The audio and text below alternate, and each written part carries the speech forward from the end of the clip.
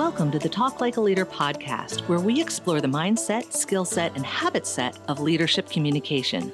Using these tips, techniques, and tactics, you'll be able to talk like a leader to build better relationships and get more done.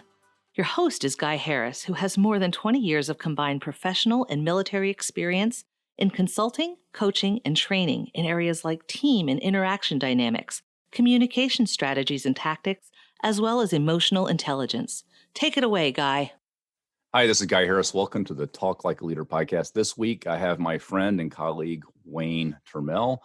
Wayne is the co-founder of the Remote Leadership Institute, the co-author of Long Distance Leader. He works with the Kevin Eikenberry Group, as I do, so we are both connected to Kevin Eikenberry.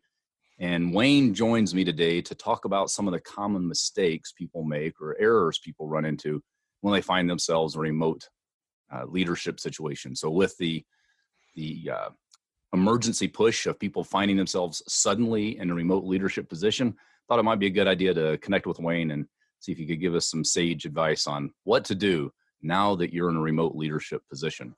So Wayne, welcome to Talk Like a Leader. Thanks, Guy. I'm looking forward to this little conversation. Yeah, I think it's going to be good. And I'm going to share some interesting ideas with people. I think it's also good because Wayne is going to be a repeat guest here. As we're colleagues in the Kevin Eikenberry Group, I'm looking forward to getting Wayne's perspective more in the future.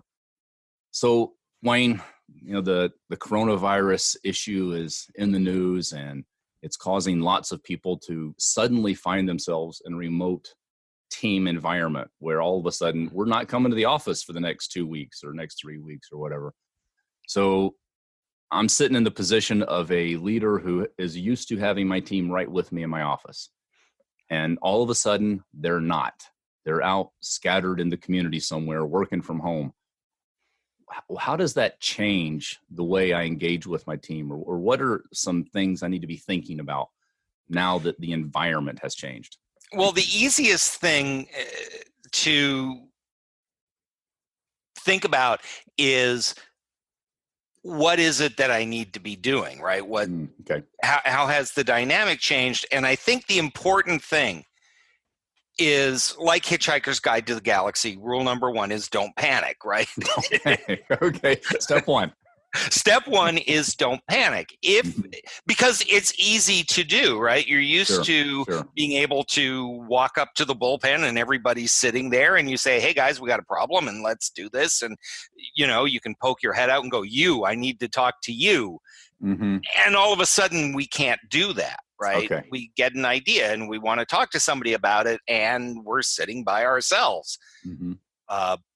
So it's really easy to let all that go crazy. And for some of us, when the only voice you have to listen to is the one in your head, nothing good happens, right? Okay. You require other human beings, if that is your work style. And that makes it easy to add to the stress and make you a little bit crazy. But the way we like to think about it, and this is a model that we introduced in the Long Distance Leader that we continue to use, which is, if you think about all the gears grinding together to make work happen. Right. The biggest one by far is the leadership management piece, your job as a manager, as a leader. And what's changed? If you think about the specific tasks that you have to do, what's changed?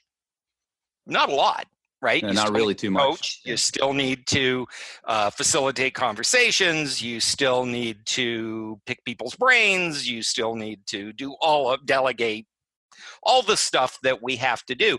What we have to do hasn't changed. Mm-hmm. It's how do we do it, right? We're mediated by technology. We need to be more mindful about how we do that. But the stuff that we have to do hasn't radically changed. So I think about meetings. People say, oh, I hate virtual meetings. They're not as good as when everybody's in the room. And I say, well, I'll grant you that they're not the same, but what would you do in a virtual meeting to get people's input? Well, I'd ask for a show of hands. You know that most web platforms have a little button that says raise hand, right? Oh, yeah. But I like to go to the whiteboard. There's a whiteboard. It's right there. The problem is that we've got this job that's never been easy. right? Right. And exactly, now we're right. being asked to do it, mediated by technology, and do it in ways that are not natural to us. And don't feel bad. They are literally not natural to us. Mm. First couple of 1,000 years of of human society, we were face to face. That's how you did stuff. That's how we've developed all of our communication skills. It's interesting, Guy. This is the kind of geeky fact that you would enjoy. The last 25 years, essentially, call it 30 since the introduction of email, this is the first time in human history that the vast majority of business communication takes place in writing. Interesting. That has never happened. Kind of revolution that happened when the telephone became invented and people could do business without ever seeing each other has taken yet another change. And now we're communicating primarily in writing, email, instant message, text. And that's not how we're programmed to communicate, because we're used to looking at somebody, looking in their eyes. If I say something and you get a horrified look on your face, my brain goes, perhaps I should check and see what's going on, right? We send the email, we send it out. Our brain goes, well, that's done. Now I'll move on. Yeah. And we don't know, did they read it? Did they understand it? Do they plan to ignore it? Did they delete it without looking at it? We don't know, but our brain says, well, we have communicated. So it sounds like one of the struggles is the fact that, okay, they're not physically present. So we lose that feeling of comfort. And the phrase I've heard is like the illusion of control, that we actually think we had control over people. And now we realize we actually didn't. Wasn't that adorable? We were so cute back then. It felt so good when I could look at them and I felt like I controlled them when I really didn't anyway. Now it's abundantly clear to me I don't have control. And I'm limited by having to write my thoughts or to work through technology I'm not comfortable with. So is it the technology barrier and the comfort with that tends to be the struggle that people have in making the transition? There are two pieces to the technology piece. The first is that we have to use technology, right? So there's a whole mindfulness step that we have to take. Okay, I want to get this message out to my team. Well, I have webcams and telephones and Skype, Slack, Microsoft Teams, whatever tool they have. Tool is, right?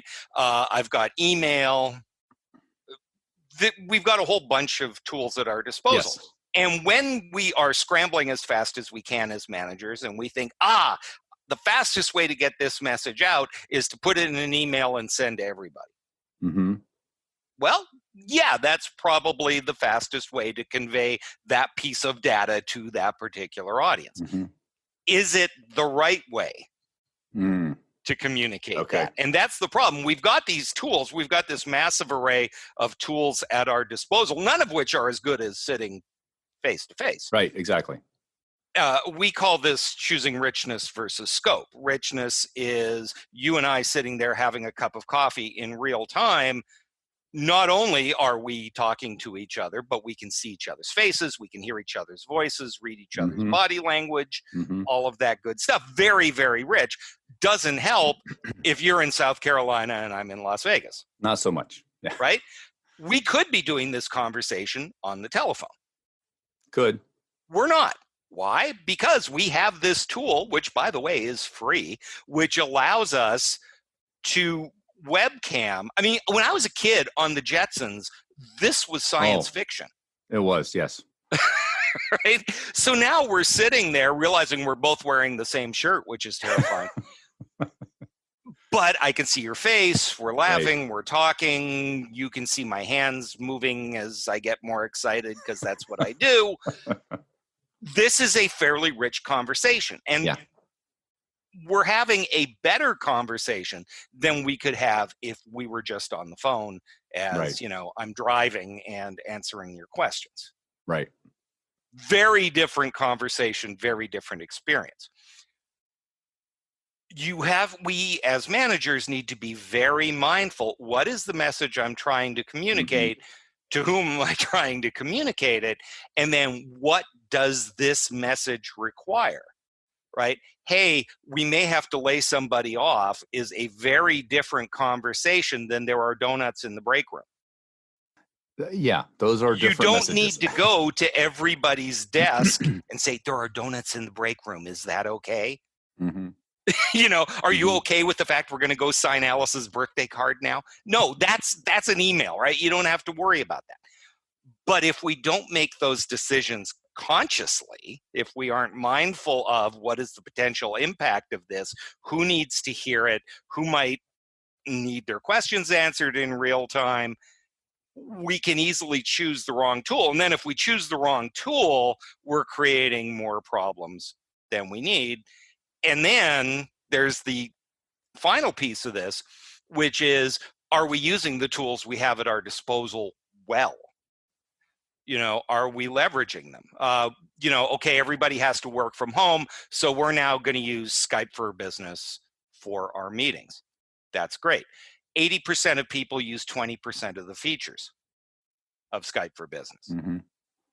So if you aren't really experienced running virtual meetings, and now you're using a tool that you don't know very well and aren't very comfortable with, and you're using only a portion of its capabilities, yeah, this is going to feel really awkward. So it sounds to me, I'm kind of listening to the flow of the conversation. Sounds like there's like three big takeaways for a person who finds himself in this situation. See if I summarize this in the right way. The step one is don't panic. Easy, right. Just off the ledge. Just because this is new to you doesn't mean it's a crisis. So right. Step one, relax, don't panic. Step two is to take the time and put in the work really to get comfortable with the tools you have at your disposal so that you know what the limits are and what you can do and what you can't do and where the buttons are, and just take a little time playing around with the dashboard so you help alleviate your own personal discomfort with the technology. And that's really more like just kind of getting yourself prepared. And then the third step, it sounds like, is that from a leadership perspective, the big thing you need to bring to the table is some intentionality to how you're communicating. It sounds like you're really taking something that you probably need to be doing anyway, is thinking about how is this message going to sound to people, and really amping up that awareness to a new sensitivity when you realize that people like you are off by themselves and have only the voice in their own head to fill in the gaps. And they may or may not read your message the way you meant it. And the sensitivity of this message could trigger a whole bunch of, so you just need to heighten your awareness to that and try to anticipate some of those challenges at a new level so that you're making your communication more intentional to address potential concerns, to increase scope, increase richness of the communication. So there's more dynamics in it, more than just a written word. So don't panic, get comfortable with the technology, and heighten your sensitivity and intentionality about how you communicate. Is that a fair way to summarize it? I think that's a very fair way to summarize it. And you did in a minute what it just took me 10 to babble on about. So, it's the benefit of listening and not trying to make it up as I go. Well done, you. The one thing that I would add to that last piece is that one reason face-to-face communication is so simple, and by simple, I don't mean it's easy. I mean that it's extremely natural, right? My eyes are getting input at the same time as my ears, at the same time as everything else. So I'm getting multiple messages that allow my brain to process and say, Guy needs some explanation, or he's digging this, that's great, he's good, I'll go talk to the person that needs the help. When we work remotely, we don't get that stuff. So we need to seek it out. One of the things, and this is a much longer conversation, but one of the really important things is that managers often make the mistake of treating their remote employees exactly the same as we treat the people in the office. We treat everybody the same, and that's a problem because you see the people in the office every day. Right. you've got a shorthand with them. You're getting all kinds of cues, right? If I'm walking by and Bob is banging his head on the monitor, it's easy for me to say, is something wrong, Bob? Right? Yeah, there's an obvious clue. If Bob is working from home and he hasn't said he has a problem, I'm assuming everything is fine. You have no clue unless you reach out and try to unless you reach out. So the big takeaway that I would say is that you need more frequent, shorter communication when you work remotely than when you work together. Getting everybody together for a weekly meeting when everybody's in the office and they see each other at the coffee pot, and you can, call somebody into your office on a moment's notice, is very different than having a weekly call when the rest of the time people are out in the provinces by themselves. Excellent point. So let's say somebody has, they suddenly find themselves in this situation and they've listened to this podcast episode and go, okay, I've got some good tips and I'd really like to dig into this some more to get better at it. What would you suggest they look at? Where are some resources and how can they learn more from your expertise? Yeah, I think, the obvious sales pitch is right. Long Distance Leader is a darn fine book. Of course. You ought to read which the book. It is, right? Kevin and I are very proud of it. Long Distance Leader, Rules for Remarkable Remote Leadership.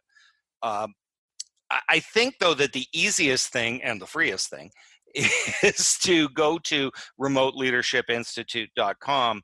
We have years worth of short blog posts. We have downloadable content. We have videos. And of course, there is training and stuff, both synchronous and asynchronous, that we can do because that's what we do. That's how we help leaders develop those skills. But there's a lot of resources there to start with. There are also a number of excellent remote working blogs out there. So there's a lot of resources, and Remote Leadership Institute, I've been through the site. It's a wealth of information. So I appreciate the effort you've put into developing those resources, Wayne, because there's a ton of information there.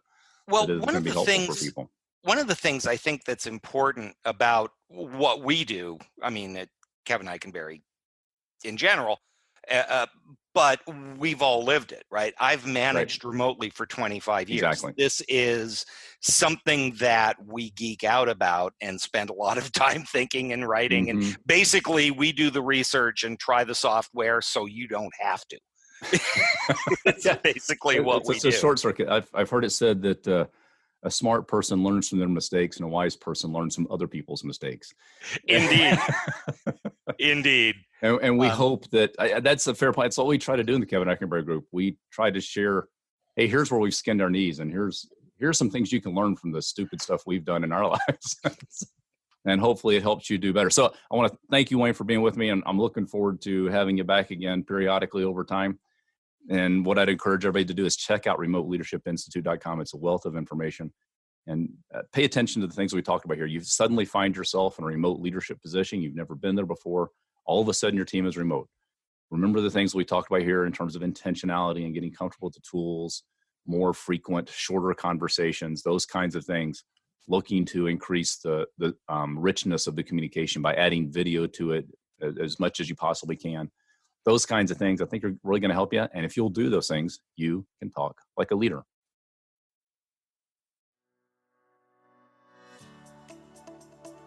This has been the Talk Like a Leader podcast. You can listen to this show every week wherever you get your podcast. If you haven't, be sure to subscribe so you never miss an episode. I'm Guy Harris, and thanks for listening.